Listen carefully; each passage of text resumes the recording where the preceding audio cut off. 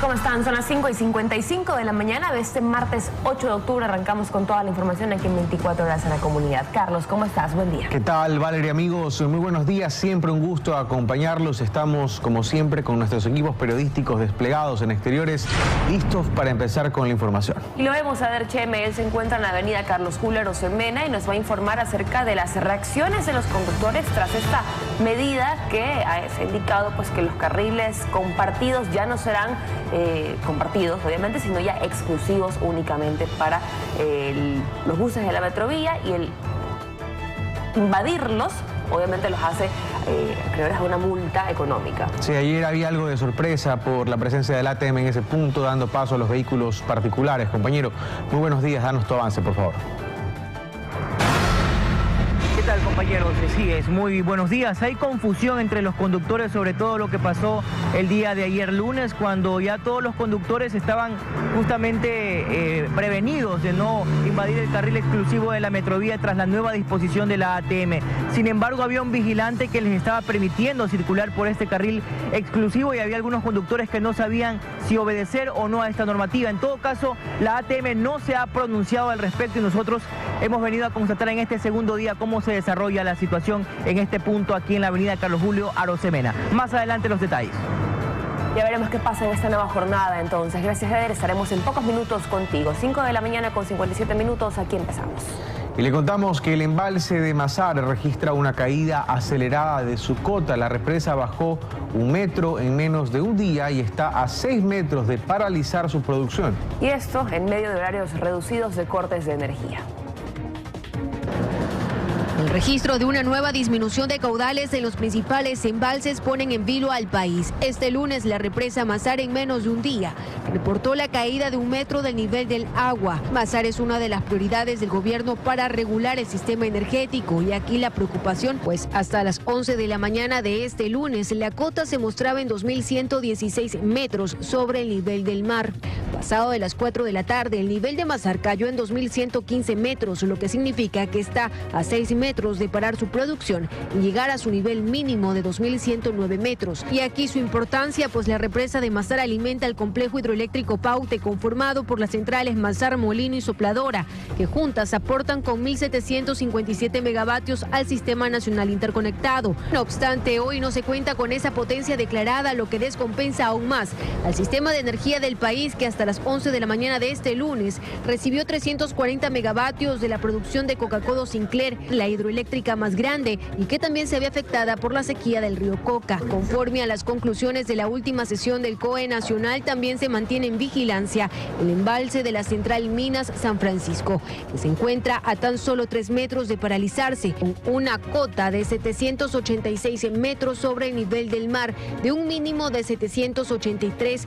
Al momento, con su nivel de cota, esta represa apenas genera 20 megavatios, siendo una central de 270 megavatios, mientras que Malusa, que también registra una caída acelerada de su nivel de agua, está a 8 metros de detener sus operaciones. Actualmente el país cumple su segundo calendario de cortes de energía reducidos, que en muchos cantones no sobrepasa las 5 horas. A esto se le debe agregar el aumento de la demanda de energía, que ya supera los 17.000 gigavatios de electricidad por hora, lo que significa un 6% más de lo que reportó el SENACE en el 2023. El gobierno, para poder sobrellevar este estiaje crítico, estima que entre noviembre y diciembre se puede ingresar al sistema interconectado 240 megavatios del alquiler de un nuevo barco de generación, además de la generación de los motores eléctricos en tierra de Quevedo y Salitral.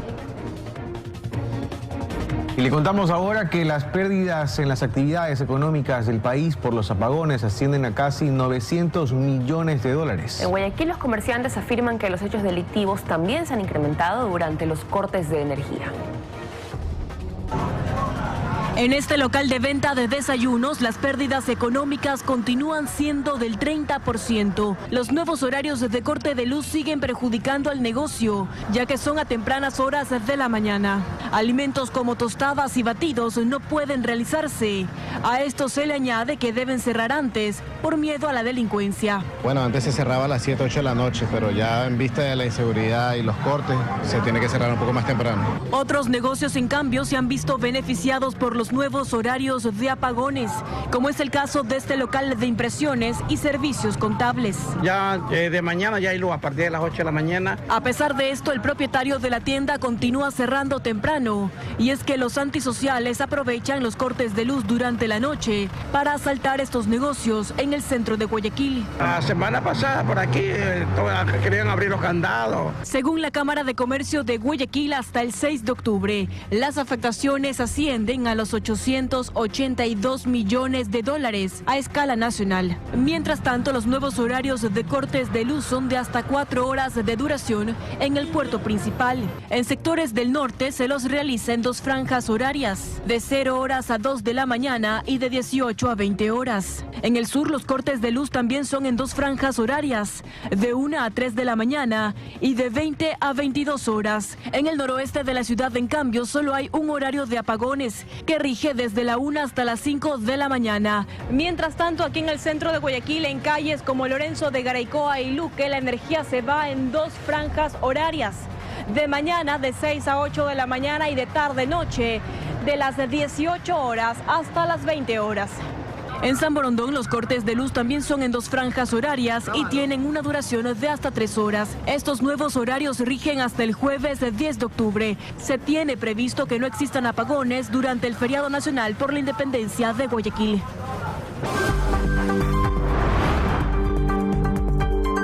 Es momento de revisar el pronóstico del tiempo y también monitorear cómo se encuentra Guayaquil. En este caso estamos viendo del lado derecho de su pantalla la avenida Carlos Julio Arosemena y el movimiento que ya hay a esta hora. Podemos divisar también, si no me equivoco, vehículos de la ATM porque vemos las balizas, así que ya tendremos también la información de qué es lo que pasa, sobre todo con los carriles que antes eran compartidos de la Metrovía y que desde el anuncio que se hizo por parte de la autoridad, pues ya se definió que van a ser todos exclusivos, pero esta es una vía importante también teniendo en cuenta la cantidad de vehículos que pasan por esta zona. De ahí tenemos un cielo nublado que ha sido la manera en que hemos amanecido el día de hoy en el puerto principal. 22 grados centígrados en temperatura. Ya veremos qué pasa con el transcurso de las horas. Por ejemplo, ayer tenemos el sol que nos acompañaba desde muy temprano. Veremos si será esa misma manera la que tendremos el día de hoy.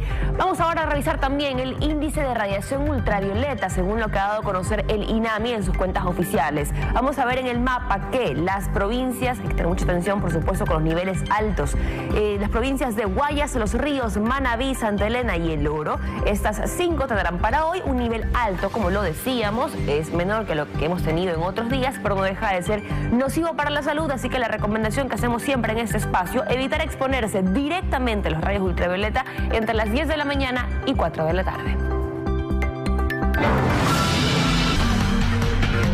Ya son las 6 de la mañana con 8 minutos, momento de revisar el tránsito a esta hora de la mañana. ¿Qué pasa con las principales vías de Guayaquil? Las revisamos a continuación en el mapa y estamos en el sur de la ciudad, la avenida 25 de Julio.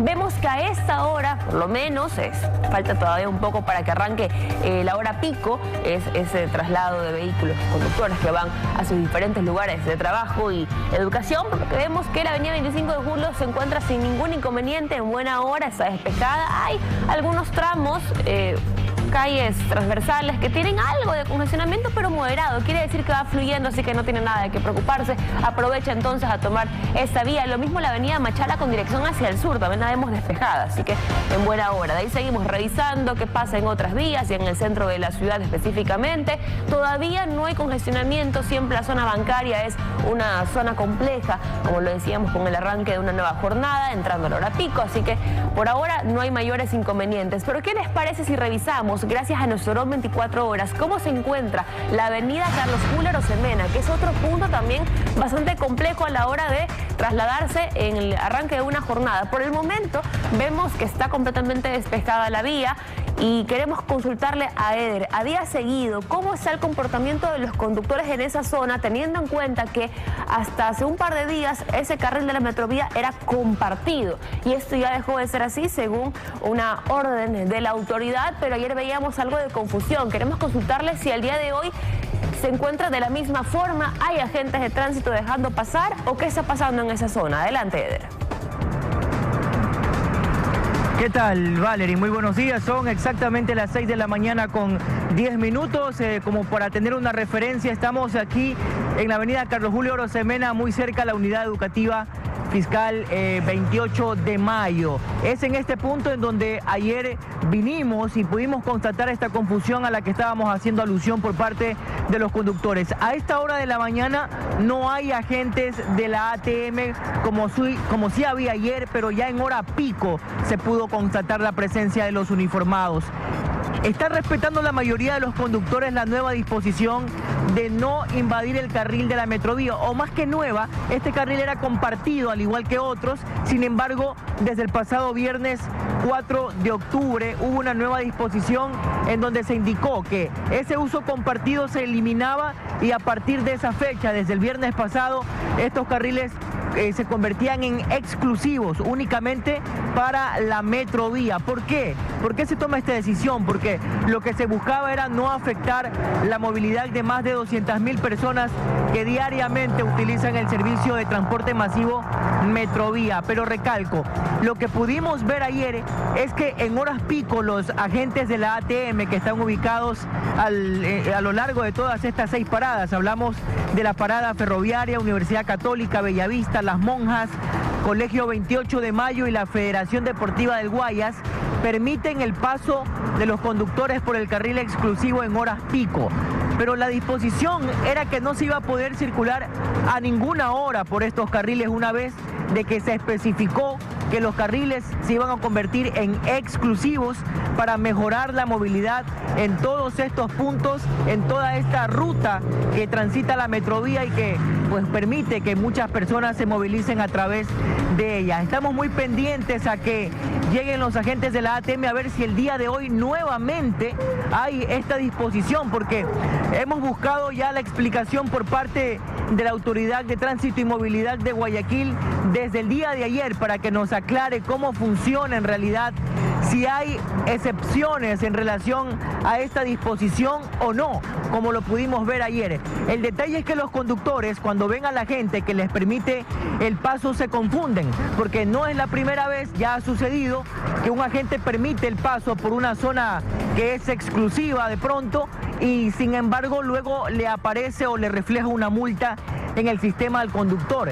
Esto ya ha pasado y esta es la preocupación ahora tienen los conductores al de pronto transitar por alguna de estas rutas o de estas paradas cuyos carriles son exclusivos y que de pronto hay un agente, permite el paso y luego refleje una multa. En todo caso, la Agencia de Tránsito y Movilidad de Guayaquil no se ha pronunciado y nosotros estamos insistiendo a que nos permitan tener una entrevista con ellos para de esta forma conocer si en ciertos horarios, principalmente en las horas pico, va a ser permanente que se les permita a los conductores utilizar el carril exclusivo o no, o cómo se lo va a manejar para que no exista esta incertidumbre. De pronto igual vemos algunos conductores, principalmente motociclistas, que igual utilizan el carril de la Metrovía a cualquier hora. Importante mencionar, la disposición fue que a partir del 4 de octubre ya se estaba sancionando a los conductores que incumplían con esta disposición. Miren este motorizado en pantalla, ahora tiene que esperar atrás de la Metrovía por no utilizar el carril que le corresponde. La Metrovía va parando, obviamente se va deteniendo parada por parada, ese es su recorrido. Es por eso que no se permite ni que los conductores invadan justamente. Vean allí, personas cruzando también a pie por una zona restringida. Son un sinnúmero de irregularidades que a la larga terminan complicando la movilidad de más de 200.000 personas en el sistema Metrovía en la ciudad de Guayaquil. Ahora se ha empezado por las paradas que mencioné, que son justamente la de la ferroviaria, Universidad Católica, Bellavista, Las Monjas, 28 de Mayo y también Federación Deportiva del Guayas. Aquí, en hora pico, la situación es realmente caótica y por eso ayer cuestionábamos realmente que en ese horario, que es en el que mayormente se moviliza la ciudadanía, se permita la circulación de vehículos particulares por el carril exclusivo, lo cual viene dando igual a que la disposición no existiera, es decir, volveríamos a la semana pasada, cuando cualquier persona podía circular por aquí a cualquier hora y la movilidad igualmente se veía afectada. Fíjense ustedes, son los motociclistas, los motorizados, los que hemos visto en su mayoría no están respetando la nueva disposición, que según lo que se explicó por parte de la ATM, se multa con el 25% de un salario básico unificado por primera vez. que equivale a $115, y en el caso de la reincidencia hablamos del 50% de un salario básico unificado, $230 es la multa. Así que mucha atención. Vamos a ver qué pasa en el transcurso de la mañana cuando ya aumente la circulación de vehículos y que también de esta forma llegue la hora pico para ver cómo se maneja la situación aquí. Lo estaremos informando oportunamente. Valerie y Carlos en estudios. Muy buenos días. Gracias, Eder. La gente necesita claridad. Por lo pronto no existe un pronunciamiento de la ATM, pero vamos a la práctica. Al menos cuando uno aprende a manejar, y lo decíamos ayer, lo repito hoy, nos dicen que la palabra o la decisión de un uniformado de la ATM se impone por encima, por ejemplo, de las señaléticas de tránsito, de los semáforos, de las restricciones. Es decir, un grupo de uniformados de la ATM podría incluso habilitar por un momento específico un carril en sentido opuesto de la vía, inclusive. No se diga un carril compartido de la metrovía. Ayer veíamos ese uniformado de la ATM que, qué pena que no quiso hablar con nosotros para poder entender. Hubiese sido mucho más sencillo poder concluir qué estaba pasando, habilitando el paso de los vehículos que sus conductores tenían realmente temor, no sabían si ingresar al carril de la metrovía o no. Por eso es importante, frente a estos hechos, que nosotros hemos venido siguiendo el tema, luego del anuncio del propio alcalde de la ciudad, la ATM diga, bueno, finalmente, ¿cómo va a ser? En algunos carriles sí va a ser compartido, en ciertas horas sí, depende del uniformado de la ATM, porque la gente tiene temor de hacerle caso al uniformado que da el paso en el carril compartido y que de pronto le llegue la multa. Eso es lo de fondo, por eso usted ve que el conductor entra temeroso a esta vía. Sería importante entonces que la ATM de inmediato se pronuncie a través de un comunicado para saber qué está pasando, porque dicho sea de paso, no han sido pocas las denuncias que nos han llegado en la que uniformados de la ATM dan paso a vehículos livianos y luego le llega la multa y hay que impugnar. ¿Ok? Se genera un problema para un ciudadano que simplemente hizo caso de lo que le enseñaron en el momento que aprendió a conducir para obtener la licencia, que la voz de la autoridad, del uniformado de tránsito, se impone por encima de la señalética. Y ahora lo que vemos en imagen es impresionante.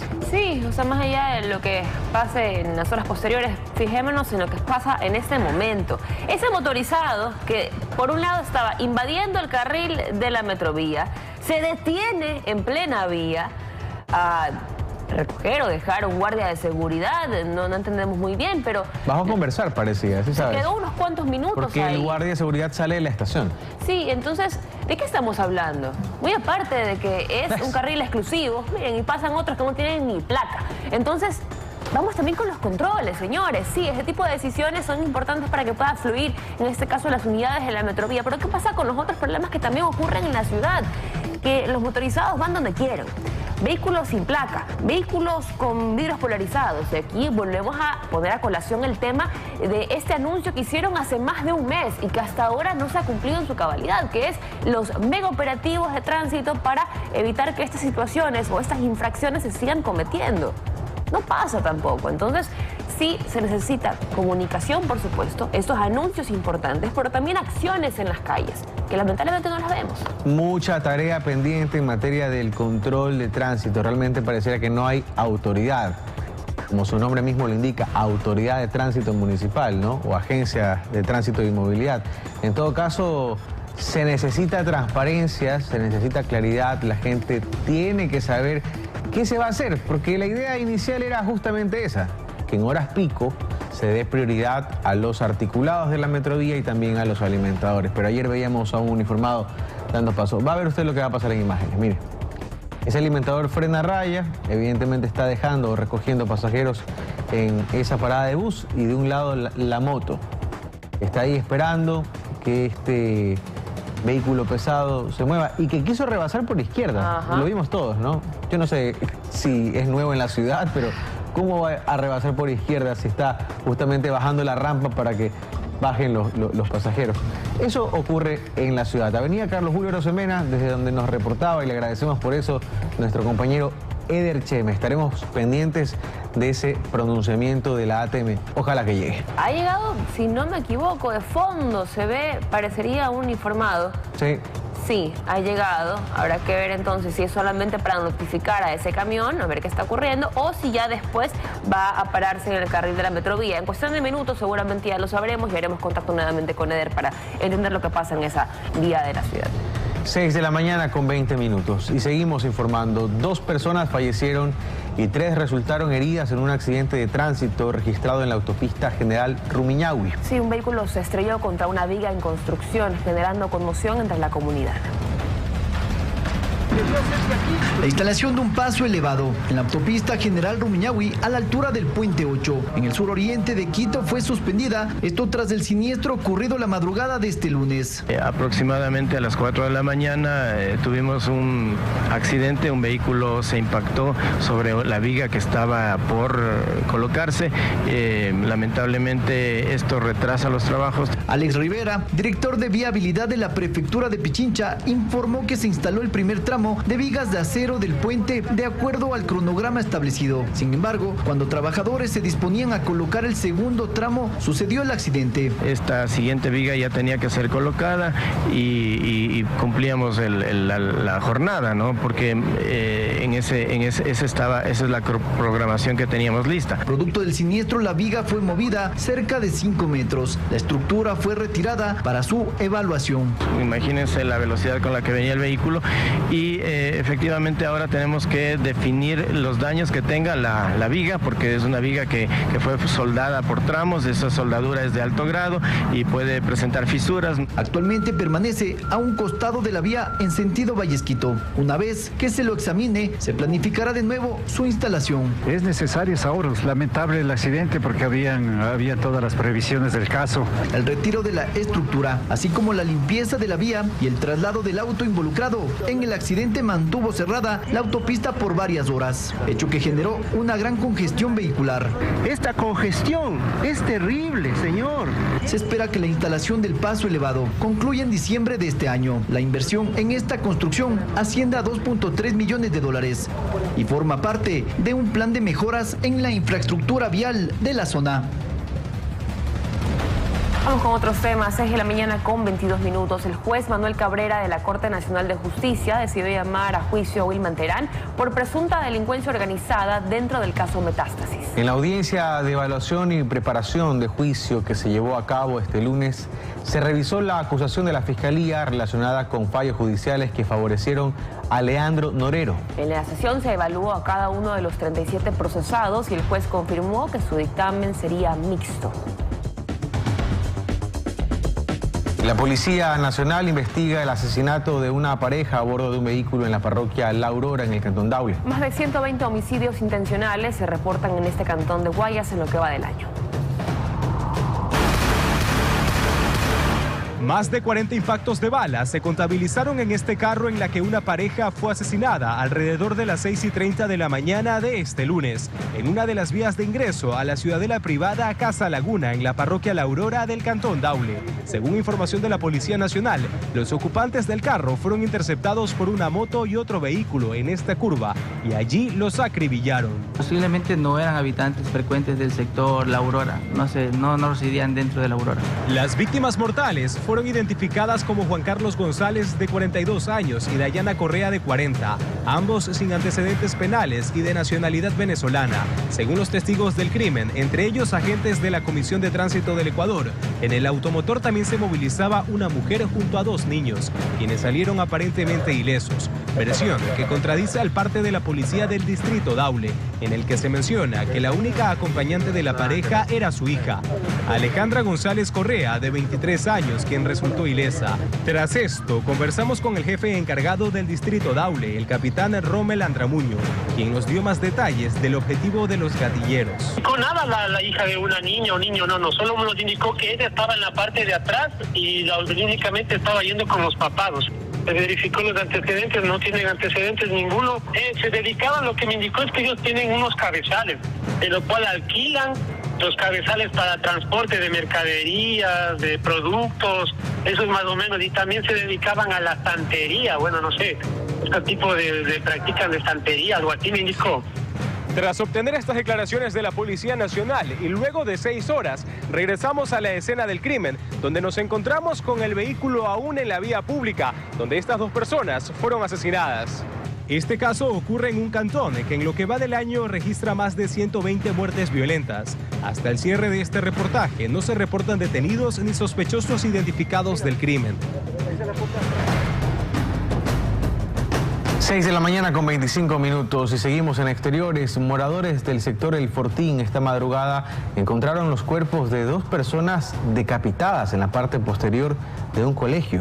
Es terrible. Vamos a hacer contacto a esta hora con Ricardo Alcíbar, quien está justamente en ese sector, el noroeste de Guayaquil, para darnos más información. Adelante, Ricardo, te escuchamos. Hola, ¿qué tal? Así es, buenos días, Carlos, Valery, televidentes. Nos hemos trasladado acá al sector del Fortín y estamos en la parte posterior del colegio La Consolata. Plantel educativo que en aproximadamente 34 minutos iniciará la jornada escolar, abrirá sus puertas para que los alumnos vengan, pero los que estudian en la parte posterior del plantel educativo, que colindan justamente con las casas atrás del plantel educativo La Consolata, van a tener que recibir sus clases sabiendo de que atrás, a una pared de distancia, ayer decapitaron a 2 personas. Hoy, mejor dicho, 1:41 muestran los reportes policiales, 1:45 muestran los reportes policiales que fue el hallazgo. Se conoce que hasta este punto habrían llegado delincuentes en un vehículo con el cuerpo de 2 personas, las trasladaron en sacos. Ahí está haciendo el camarógrafo la toma, justamente ahí está los pedazos del saquillo en el que fue trasladado los cuerpos de ambas personas, 2 hombres que aún no han sido identificadas por las autoridades. Se conoce que los trajeron hasta este punto, los habrían arrastrado incluso hasta una de las ventanas del plantel educativo y acá los decapitaron. Ya ustedes lo mencionaban allá en estudio, un hecho delictivo que ha conmocionado a los habitantes del sector. Hace pocos instantes estaban habitantes de este punto, salieron a ver lo que ocurría al ver las cámaras de Teleamazonas, pero en más decidieron meterse a sus casas por temor justamente a represalias. Lo que indigna acá es que nadie escuchó, nadie vio, nadie supo lo que ocurrió acá. Únicamente una persona que salió de su casa o llegaba a su casa, levantó el teléfono y dijo: hay 2 cuerpos decapitados. Pero se conoce que los cuerpos fueron decapitados acá, al parte posterior del plantel educativo. Nadie alertó lo que ocurría acá en este punto del noroeste de la ciudad de Guayaquil, el sector El Fortín, que según datos de la Policía Nacional está plagado de la estructura terrorista Los Tiguerones. Vamos a hacer la toma de lado acá, por favor, salgamos desde este punto. Hay todavía varias manchas de sangre en el suelo, porque acá fueron decapitadas estas personas, según lo que se conoce preliminarmente. Y ahí hacemos la toma del sector, ¿no? Cómo se levanta esta mañana, con vecinos reunidos en los portales de sus casas, conversando del evento delictivo. En la parte posterior, vamos a la vía principal del sector del Fortín, por favor. Jorge Donoso, acá el sector de La Consolata, perteneciente al Fortín, para ver un poco también cómo llegan poco a poco padres de familia ante este evento delictivo. Violencia que está escalando nuevamente acá en el distrito Nueva Prosperina. Habían muertes violentas todas las semanas, pero había una reducción sostenida, habían intervenciones que estaban dando buenos resultados, pero parecería ser que algún conflicto entre estructuras delictivas, y recordemos bien cómo se manejan estas bandas criminales. Algún mensaje también quisieran dar a los habitantes del sector del Fortín. Vamos avanzando acá, justamente la vía principal.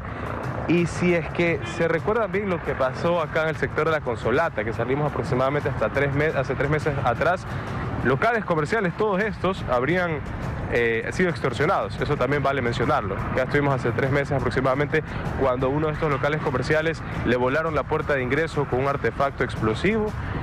Y en más, ya no se escuchan tanto este tipo de eventos delictivos, afortunadamente, pero ahora un macabro hallazgo.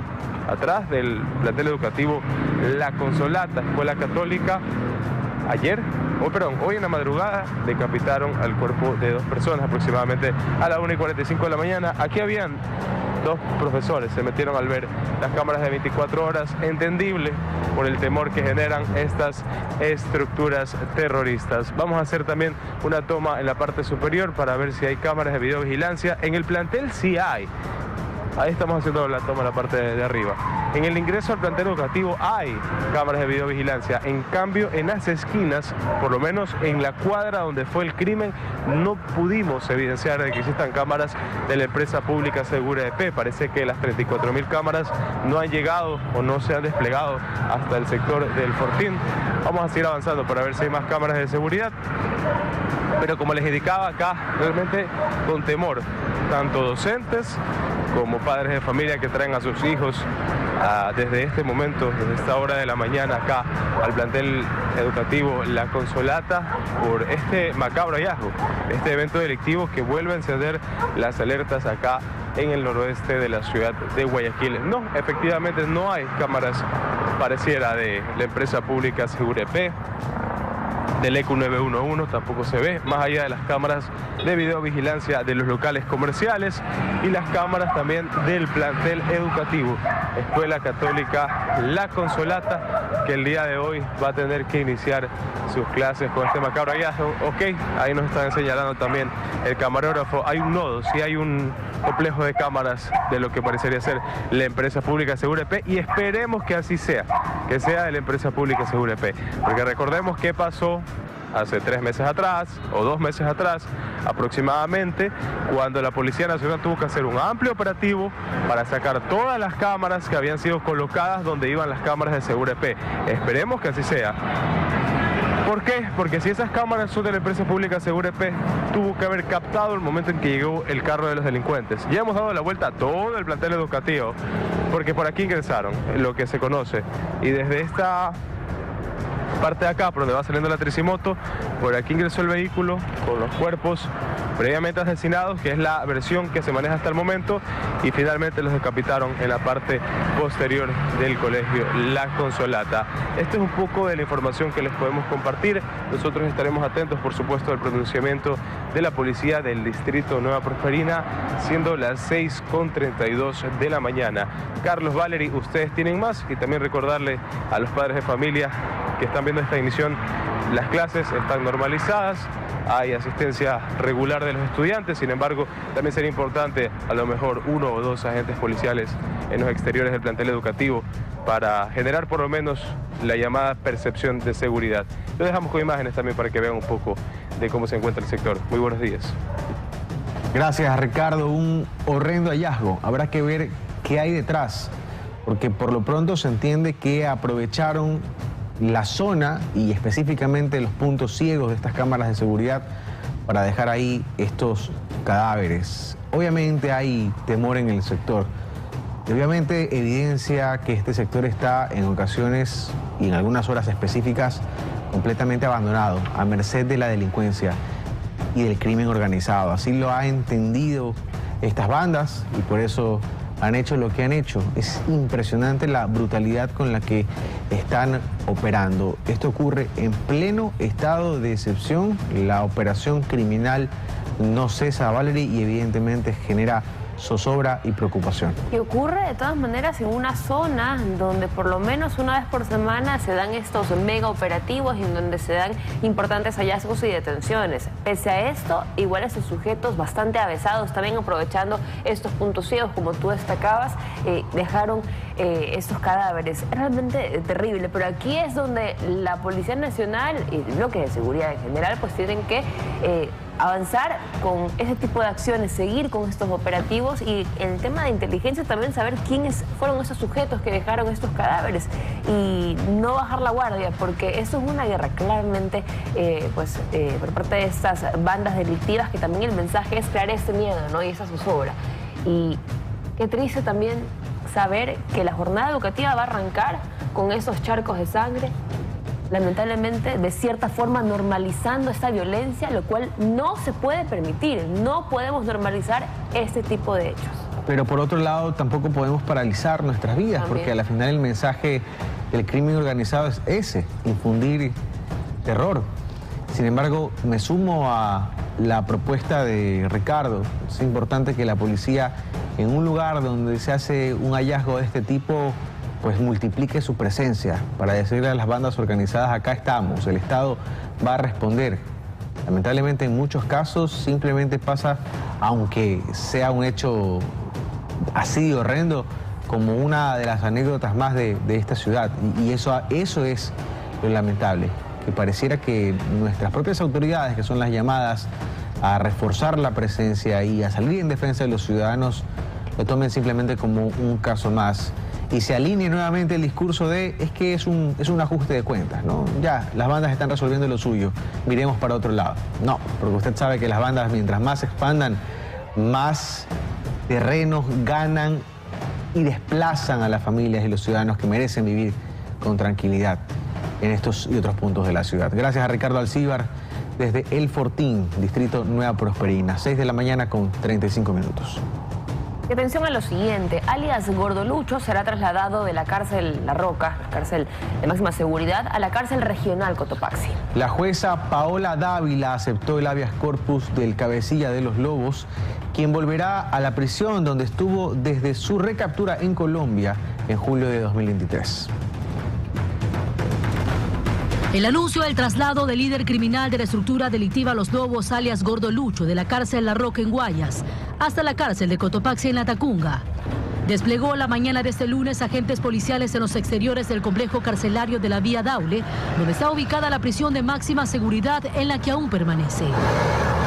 Su traslado lo dispuso la jueza Paola Dávila, quien aceptó el habeas corpus en el que el líder criminal solicitó regresar al centro penitenciario de La Tacunga, donde estuvo desde su recaptura en Colombia en julio de 2023. Pero tras decretarse el conflicto armado interno contra los grupos terroristas en el país, el 31 de enero de este año fue trasladado a la cárcel La Roca. Ya para el mes de abril, Luis Arboleda apareció en la lista de los objetivos militares de alto nivel como uno de los 10 líderes de los Lobos. Se pudo conocer que la jueza habría sustentado su decisión de traslado al privado de libertad tras recibir informes del SNAI y de la inteligencia de la Armada del Ecuador, en la que se advertía que la vida de Gordolucho corría peligro en la cárcel La Roca.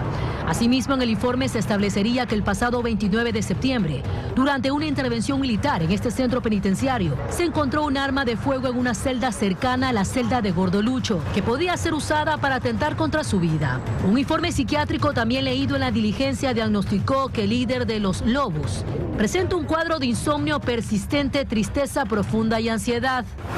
El Gordo Luis tiene un amplio historial criminal, fue gatillero, es decir, sicario, escaló de a poco hasta llegar a las jerarquías de los Lobos. Se encargaba de la movilización de droga a gran escala del grupo delictivo. Informes policiales revelan que regulaba el control en la prisión de Cotopaxi, extendiendo sus operaciones criminales sobre todo en la sierra. Y es que este sujeto no solo es señalado como uno de los altos jerárquicos de la organización criminal Los Lobos, alias Gordo Luis también es uno de los más favorecidos por la justicia ecuatoriana. Su recaptura, la tercera en 2022, evidenció las argucias de este sujeto con amplio prontuariado. Enfrenta al menos 10 procesos penales desde el 2013 por delitos graves como delincuencia organizada, tentativa de homicidio y asociación ilícita. Es sospechoso de estar implicado en el asesinato del exdirector de la cárcel del Inca en Quito, Santiago Loza. Por este crimen fue detenido en diciembre de 2022, pero en abril de 2023. Un juez le otorgó medidas cautelares y fugó. En máximo 10 días, el líder criminal debe llegar al centro de rehabilitación de Cotopaxi. 6 de la mañana con 38 minutos y le contamos que finalmente, pese a los años, se hizo justicia. Roberto Campos Crespo fue condenado a 25 años de prisión tras haber asesinado a su exnovia María Fernanda Fernández de Córdoba en octubre de 2011 en Urdesa, en Guayaquil. El crimen conmocionó por su violencia extrema, pues Campos atacó a Fernández con más de 50 martillazos en la cabeza. Después del crimen, Campos estuvo prófugo por 12 años, escondido en Perú, hasta su captura en 2023, cuando fue extraditado a Ecuador. Durante el juicio, la Fiscalía ordenó también una compensación de $100.000 a la familia de la víctima. El caso se destacó no solo por su brutalidad, sino también por el tiempo que Campos logró evadir a las autoridades ecuatorianas.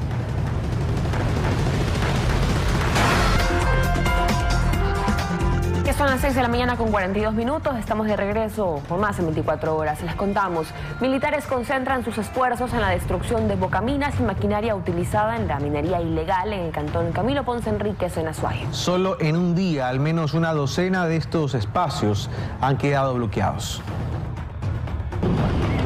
Fue otra jornada de operativos militares en medio de un nuevo estado de excepción en Camilo Ponce Enríquez, Azuay.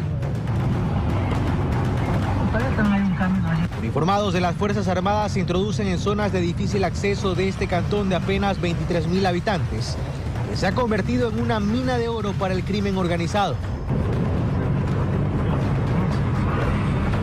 Sus acciones se concentran en la identificación de actividades mineras ilegales en la zona, un millonario negocio hacia donde han migrado las operaciones de grupos delictivos. En su camino se encuentran con evidencia: maquinaria pesada, generadores eléctricos, canecas con combustible, nitrato de amonio utilizado para las detonaciones, bocaminas. Se hace un registro y se procede con su detonación.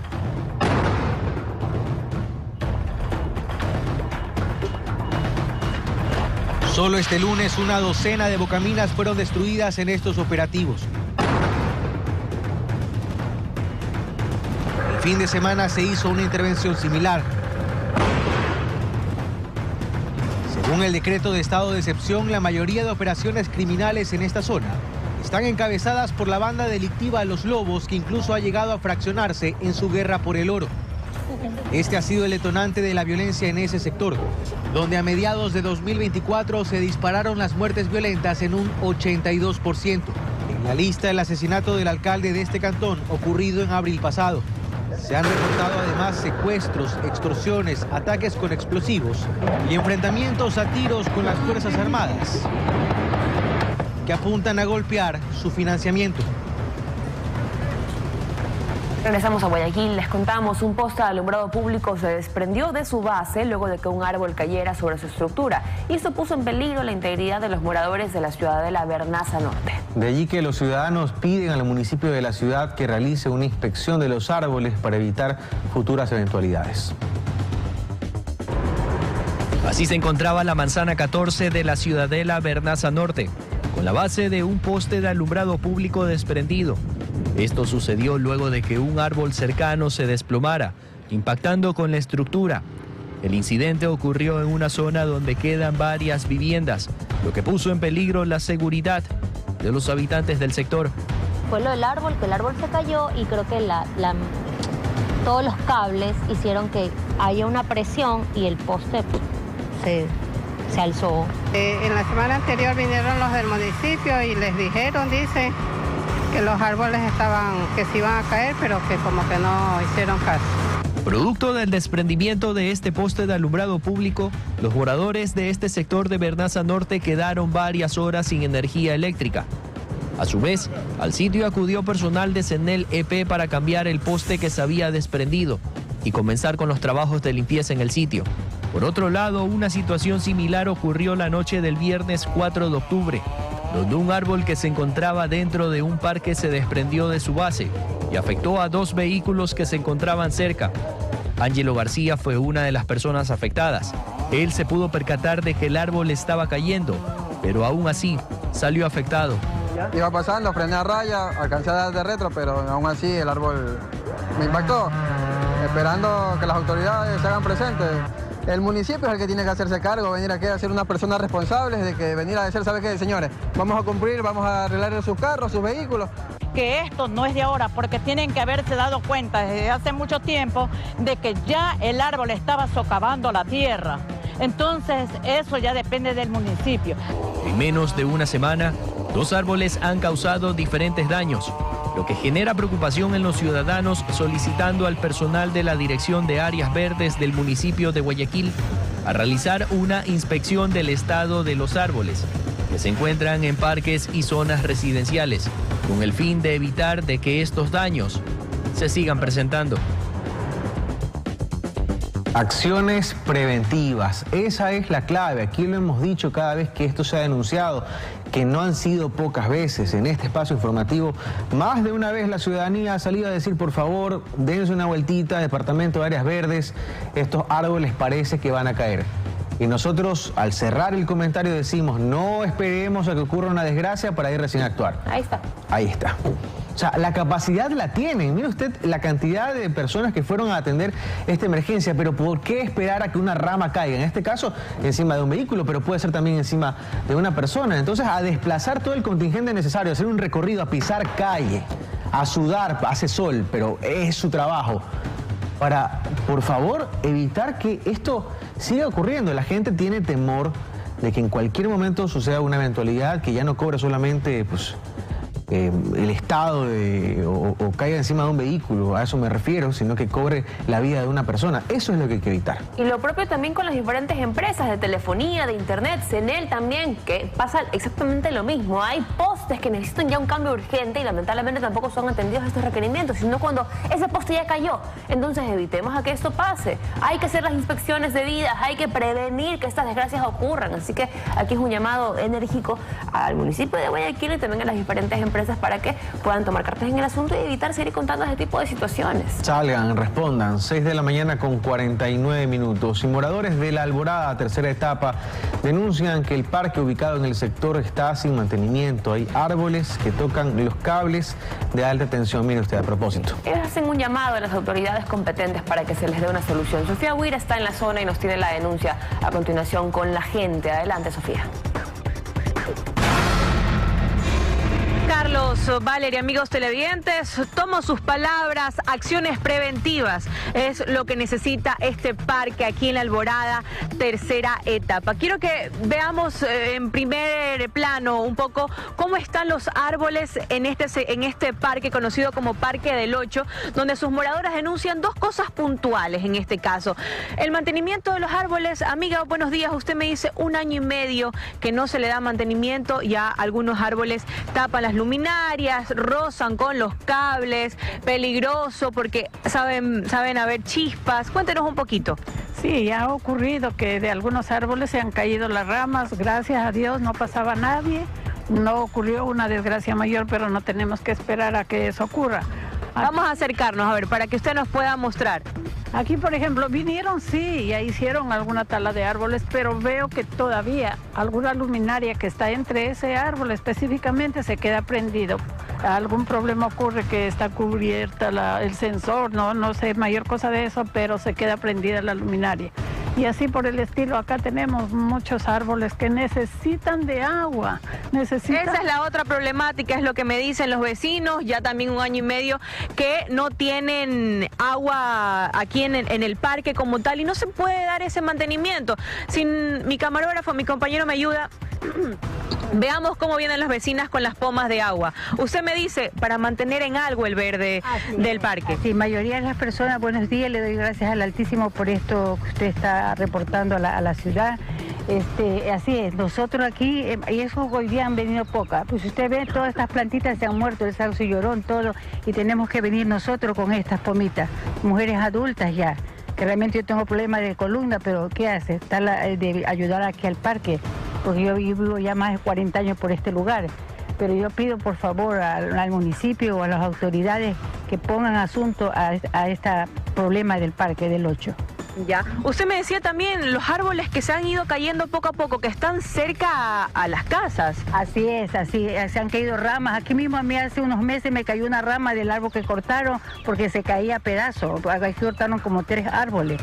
Aquí vienen niños en la tarde y es un peligro. Perfecto. Así que yo pido por favor que pongan asunto aquí al problema del parque. Perfecto, muchísimas gracias. Carlos, Valerie, ustedes ya lo mencionaban, acciones preventivas, vemos bastantes árboles en este parque que no han tenido ese mantenimiento como tal, lamentablemente es la queja, el pedido también, están esperando de que no pase algo más como ya ha pasado en estos otros sectores, que los árboles caen encima de carros, de casas, en todo caso. Llamado a atención, aquí los vecinos las vecinas se han unido sobre todo para poder en algo dar ese mantenimiento, pero ya necesita mano profesional, sobre todo con los árboles, es lo que nos mencionan. Es la información que tenemos, ustedes tienen más en estudio, compañeros. Buenos días. Buenos días, Sofía. Queremos recordar nuestro número que aparece en pantalla para que pueda confiar en nosotros, escribirnos, contarnos qué pasa en su barrio, juntar una foto y un video. También es nuestro compromiso darle seguimiento a todas estas denuncias y buscar estas respuestas. En días pasados hablábamos también de una respuesta que se dio por unos postes que estaban a punto de caer en buena hora, y eso es lo que queremos contar también aquí en este espacio, que soluciones se van dando en los diferentes barrios. Aquí lo que se pide en la tercera etapa de Alborada es el mantenimiento del parque, pero también la revisión o la inspección más bien de los árboles. No esperemos a que pase lo que contábamos en el reportaje anterior. Postes, árboles y cableado. Es el dolor de cabeza de barrios enteros en Guayaquil. Vayan a darse una vueltita de vez en cuando. La gente necesita ver las soluciones. 6 de la mañana con 53 minutos y más de 122.000 motos eléctricas entraron al país entre 2023 y lo que va de 2024, según la aduana del Ecuador. Lo preocupante es que estas ingresan como juguetes y sus conductores no necesitan ni licencia, matrícula, ni tampoco cumplir con medidas de seguridad para circular en ellas. Pero para algo está la autoridad, ¿no? Conductores de motos eléctricas circulan a alta velocidad, invaden carriles, se suben a las aceras y cometen todo tipo de infracciones. Hacen lo que le da la gana, se pasan la roda, andan contravía, andan sin licencia, sin casco. Eso tienen que ya regularlo también. Desde 10 años puede tener esa moto. No respetan las señales de tránsito y pueden ocasionar cualquier tipo de accidente. Según información de aduana, la mayoría de estos vehículos son importados desde China y Hong Kong. Y la Asociación de Motociclistas del Ecuador prevé que la comercialización de estos vehículos en el país aumente entre un 15 y 20% en los últimos meses del año. Las motos de menor cilindraje que circulan en el país son de 100 centímetros cúbicos, que pueden fácilmente alcanzar los 80 kilómetros por hora. La diferencia es que estos vehículos en su partida arancelaria se los cataloga como juguetes. De ahí que no necesitan certificado de homologación, matrícula, licencia, placa, básicamente ningún tipo de identificación. Cumplen con todas las características físicas de una motocicleta a combustión. Tienen direccionales, tienen un motor de encendido, muchos tienen alarma, tienen parrilla.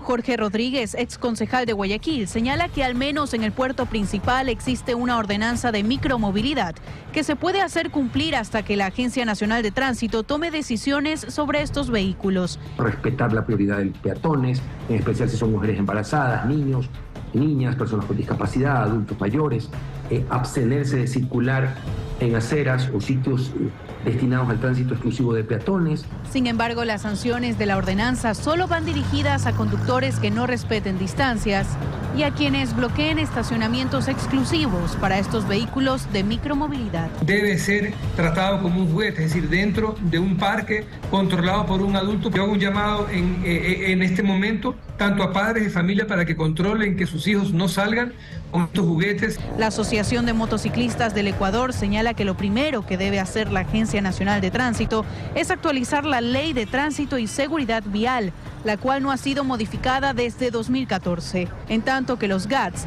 pueden implementar nuevas ordenanzas que involucren a estos vehículos de propulsión eléctrica. Seguimos hablando de las fiestas octubrinas. En Guayaquil se realizan varias actividades culturales y cívicas para el deleite de ciudadanos en estas fiestas. Les contamos más en la siguiente agenda. Las fiestas octubrinas en Guayaquil se celebran por todo lo alto, con una serie de actividades culturales y cívicas diseñadas para que los ciudadanos disfruten en familia o con amigos. El martes 8 de octubre, para los amantes de la historia de Guayaquil, la Perla del Pacífico ofrece un recorrido en miniatura que muestra la evolución de la ciudad, desde la antigua Guayaquil hasta la regeneración urbana. Este recorrido, ubicado en el Portón Loja, en los bajos de Cinema Malecón, tiene un costo de $2 y el horario de visita es desde las 10 horas a 18 horas. Las presentaciones de danza, canto y teatro también se hacen presentes. En el Malecón del Salado, en el espacio cultural La Bota, se ofrecerán varias funciones artísticas. Estas presentaciones serán de 16:30 a 18 horas y el ingreso es gratuito para el público guayaquileño. Por otro lado, Guayaquil de 2000 colores es otra opción para quienes deseen disfrutar de un espacio de arte. Esta exposición cuenta con estructuras llenas de color diseñadas por varios artistas y se encuentran en el interior del Malecón del Salado, en la Plaza Rodolfo Vaquerizo.